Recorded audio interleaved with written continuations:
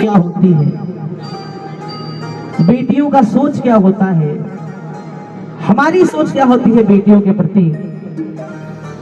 आए दिन आप अखबार में, न्यूज़पेपर में देखते होंगे भ्रूण हत्या, बहू को जलाकर मारने की न्यूज। एक धाम है खाटू धाम, नाम सुना है आप लोगों ने? खाटू धाम का नाम सुना है? जयपुर में है। बाबा श्याम जी का अलौकिक मंदिर। बाबा की कृपा ऐसी है कि हर महीने मैं जाता हूँ। जाता क्या हूँ, वो बुलाते हैं तो जाता हूँ। अगले महीने 7 मई की टिकट है, 8 मई को मैं वहीं रहूंगा। हर 11 को खाटू धाम जाता हूँ और बाबा के चरणों में अर्जी लगाता हूँ। एक बार जब मैं गया तो वहां का आंखों देखा हाल आपको बता रहा हूँ। रिंगस मोड़ पे एक मोड़ है, उसका नाम रिंगस है। वहां से प्रेमी निशान झंडा होता है ना, आप लोग बजरंगबली का झंडा, तो जो श्याम बाबा का झंडा होता है उसे निशान कहते हैं। रिंगस से निशान उठाकर 20 किलोमीटर की यात्रा पैदल करते हैं और बाबा को चढ़ाते हैं। तो उसी रिंगस मोड़ पे मैंने एक घटना देखा। मैंने देखा बहुत सारे लोग इकट्ठा थे, बहुत लोग भीड़ इकट्ठा कर रखे थे और कुछ बातें हो रही थी। मैंने जाकर देखा तो एक भ्रूण समझते हैं आप लोग? गर्भ में जब बच्चा 3, 4, 5, 6 महीने का होता है ना, वो भ्रूण कहलाता है। 9 महीने के बाद वो जन्म लेता है। तो किसी ने भ्रूण को मारकर पेपर में लपेटकर ब्लैक पॉलीथिन में डालकर कोई रोड पर फेंक दिया और कुत्ते उसकी धज्जियां उड़ा रहे थे नोच नोच कर। वो भ्रूण एक बेटी का था। तो आप सोचो कि ऐसे भी गंदा काम करने वाले लोग हैं।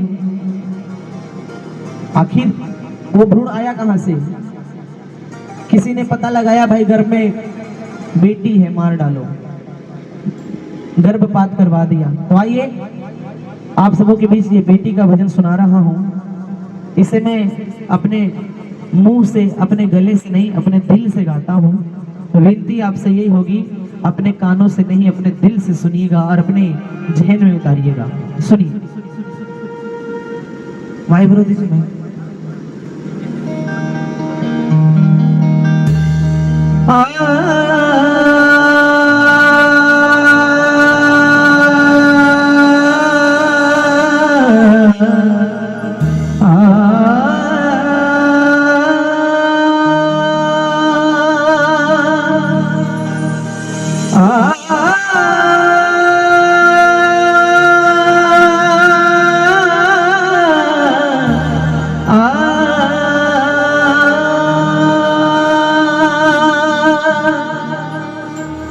भीड़ नुक्कड़ पे लगी थी,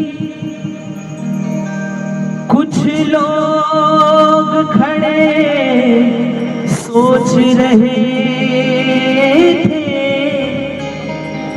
पास जाकर हमने भी देखा, एक मासूम सी कली को जानवर नोच रहे थे। जिसने देखी नहीं अभी दुनिया, उसे दर्द अपना दिखलाते हो।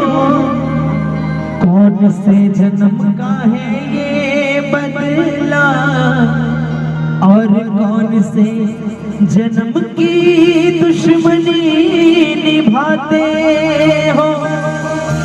वो बेटी गर्भ के अंदर से कह रही होती कि माँ, मैंने क्या गुनाह किया, कर दे मुझ पे रहम, मुझे ना मारो, मुझे ना मारो, मुझे ना मारो।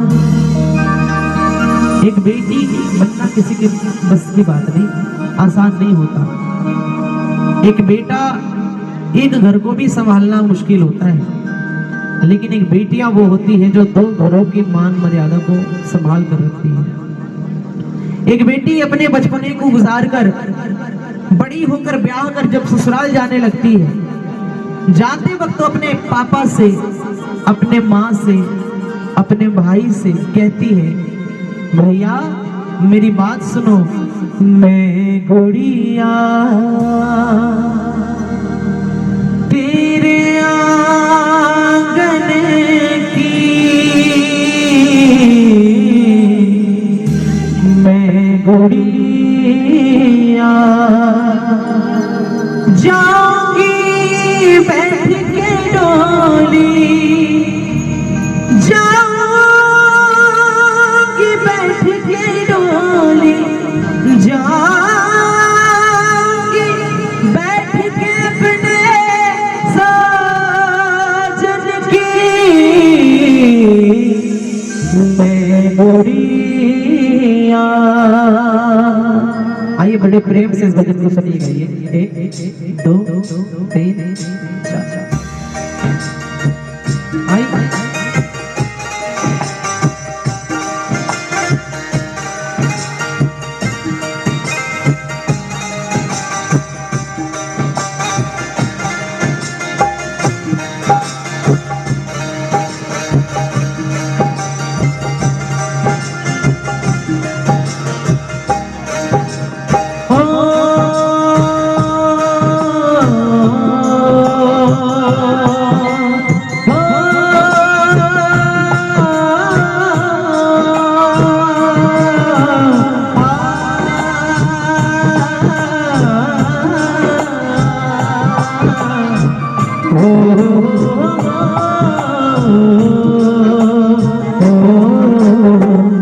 मैं गुड़िया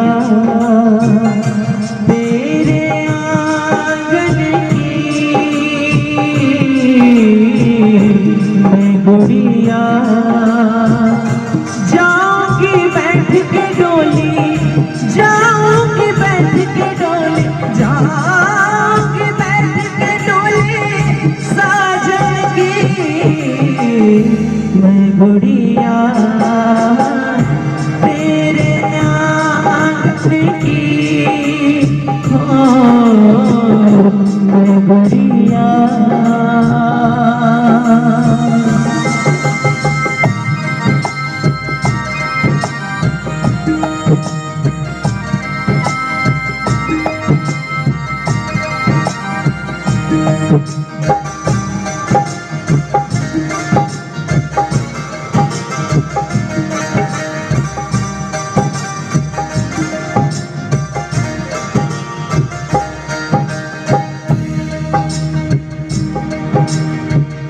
मैं तेरी दादी, तू मेरा कन्हैया, बहना को भूल मत जाना मेरे भैया।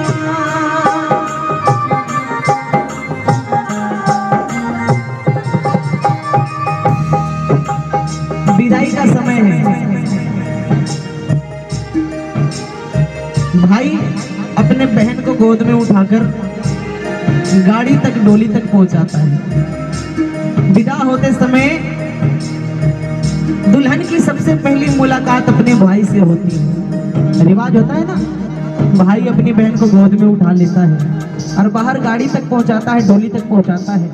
उस समय वो भाई से बोल के नहीं बातें करती, इशारों ही इशारों में करती है। कहती भैया देख, घर से तो विदा कर रहे हो, विदा अपने दिल से कभी ना करना। बड़ी लड़ाइयाँ हुई हमारी तुम्हारी। भाई बहन जब एक उम्र के होते हैं ना, तो देखना फाइटिंग जबरदस्त हुई, लेकिन जरा सा आपत्ति आ गई भाई पे तो सबसे ज्यादा परेशान बहनें होती है। अपने भाइयों के लिए बहनें क्या करती है? रक्षाबंधन का फास्टिंग करती है ना। भाई दूज का त्योहार करती है। झारखंड में एक त्योहार और मनाते हैं। कौन सा त्योहार? बहनें करती है भाइयों के लिए। कौन सा त्योहार? कर्मा करते हैं ना आप लोग। एक साल में अपने भाई के लिए 3 फास्टिंग बहनें करती हैं। अच्छा, भाई कितने करते हैं अपनी बहनों के लिए? एक भी नहीं। फिर भी कुछ मूर्ख ऐसे होते हैं जो बेटियां नहीं चाहते हैं। अरे बेटी नहीं होगी तो बहन कहां से होगी? आपके लिए रक्षाबंधन का फास्टिंग कौन करेगा? आपके लिए, आपकी लंबी उम्र के लिए उपवास कौन करेगा? वो बहन भाई से कहती, भैया घर से विदा कर रहे हो, अपने दिल से विदा मत करना। विनती करती है, कहती है, भैया मैं तेरी द्रौपदी, तू मेरा कन्हैया, बहना को भूल मत जाना मेरे भैया। और वो बहन अपनी कलाई दिखाती है अपने भाई को और कहती है, भैया देख और याद कर, याद ना भूलाना, याद ना भूलाना रक्षा बंधन की, मैं गुड़िया तेरे आंगन की, हो मैं गुड़िया।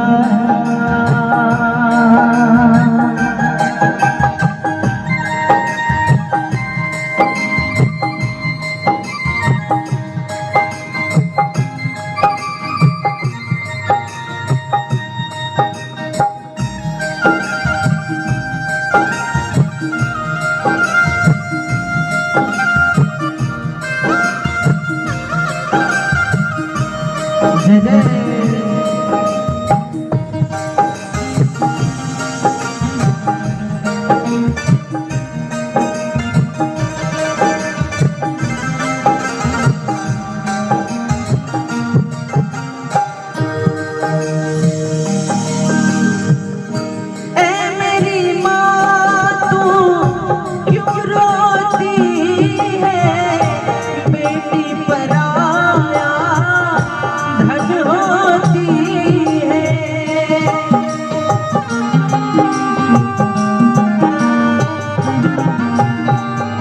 दूसरी मुलाकात माँ से होती है। जो माँ कोने में बैठी बैठी रो रही होती है, माँ के पास जाती है, कहती माँ क्यों रोती है? उस घर में चाहे मुझे कितना भी सुख संपत्ति मिल जाए, कितना भी धन मिल जाए, एक बात तो पक्की है माँ, आपको कभी नहीं भूलूंगी। और आप इतिहास उठा लो, बड़े बड़े वेद शास्त्र उठा लो, विवाह के बाद बेटे जरूर माँ बाप को छोड़ जाते हैं, लेकिन बेटियां नहीं छोड़ती। बेटियों के साथ उल्टा होता है, भले आपके साथ रह के आपसे प्यार ना करे, लेकिन जब वो ससुराल जाएगी ना, उनका प्यार बढ़ जाता है अपने माँ बाप के प्रति। ऊपर का मन ससुराल में रहता है, अंदर का मन अपने भाई और बहनों में ही लगा रहता है। वो माँ से कहती, माँ चिंता मत कर, कितना भी कुछ मिल जाए आपको कभी नहीं भूलूंगी। और माँ से कहती है कि माँ तैनू इतना मैं प्यार करा, एक पल विच 100 बार करा, मैं जाऊं जो तैनू झटके, मौत दा इंतजार करा, कि तेरे लिए दुनिया छोड़ दी है, तुझ पे ही सांस आगे रुके, मैं तुझको कितना चाहती हूँ ये तू कभी सोच ना सकी। माँ ऐ मेरी माँ तू क्यों रोती है, बेटी पराया धन होती है, राजा की हो, राजा की हो, राजा की हो चाहे निर्धन की, मैं बिटिया तेरे आंगन की, हो मैं गुड़िया।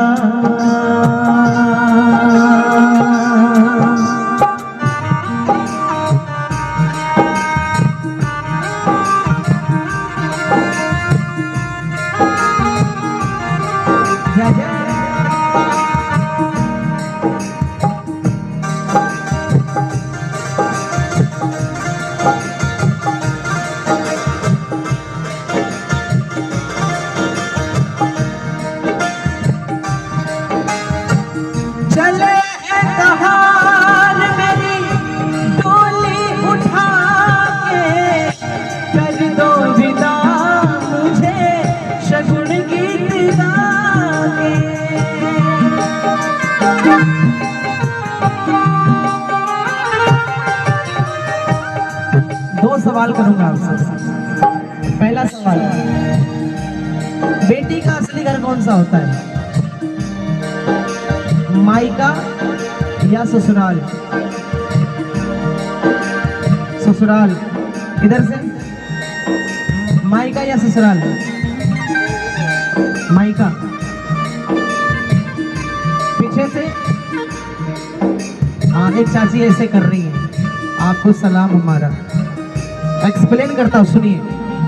हमारे घर में जब बेटी जन्म लेती है ना, तो जैसे ही वो थोड़ी बड़ी हो गई, थोड़ी सोचने समझने की क्षमता जैसे ही हो गई, हम तभी से सिखाना शुरू करते थे, भरम में मत रहे, ये तेरा अपना असली घर नहीं, बड़ी होकर ब्याह कर तू जहाँ जाएगी ना, वही तेरा अपना असली घर होगा।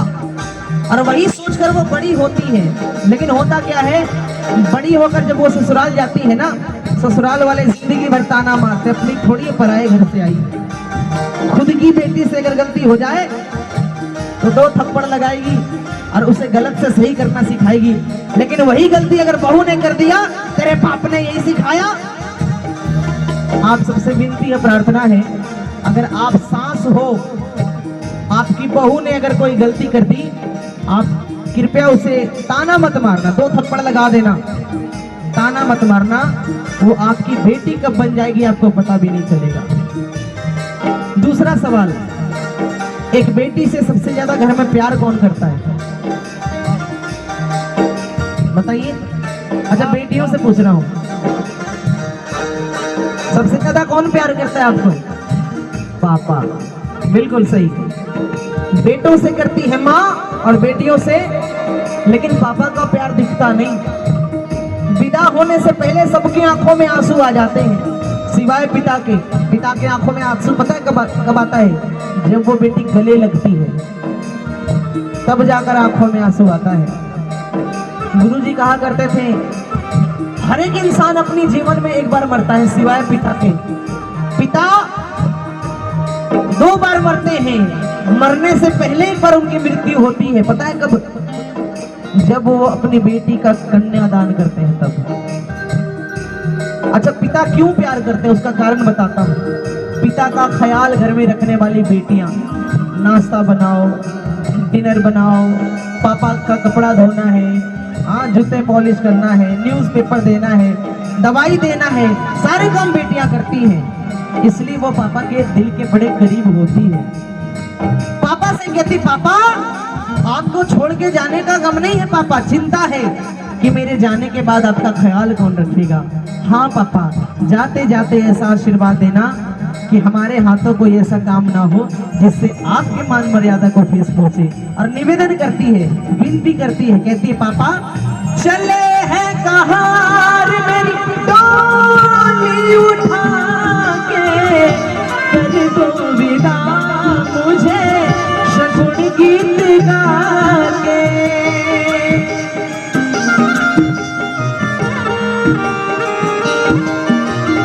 नैनों के बहते अश्कों के धारों में हमने तुमको देखा चांद सितारों में। बिरहा की अग्नि में पल पल तपती है, अब तो सांसें तेरी माला जपती है। तेरे बिना, तेरे बिना, तेरे बिना नामुमकिन है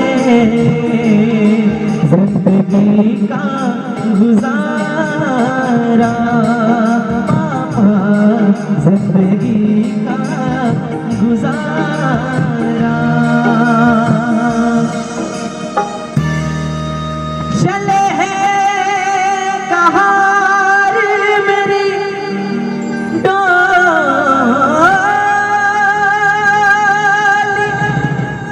उठा के, कर दो विदा मुझे शगुन गीत गा के।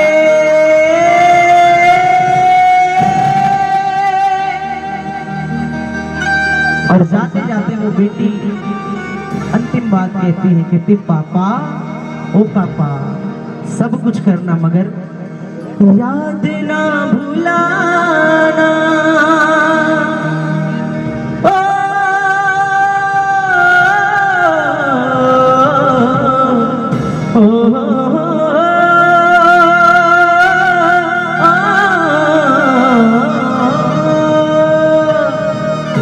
याद ना भुलाना मेरे बचपन की, क्योंकि बेटियां तो बड़ी होकर चली जाती हैं, घर में कुछ रह जाता है तो उनकी बचपन की यादें। कहते हैं ना, वो नीम का पेड़, चावल की मांड, बासी रोटी, वो आम जो कच्चे थे, बड़ा मजा आता था तब जब हम छोटे बच्चे थे। याद ना भुलाना मेरे बचपन की, मैं गुड़िया तेरे आंगन की, मैं गुड़िया जाऊंगी बैठ के डोली, जाऊंगी बैठ के डोली,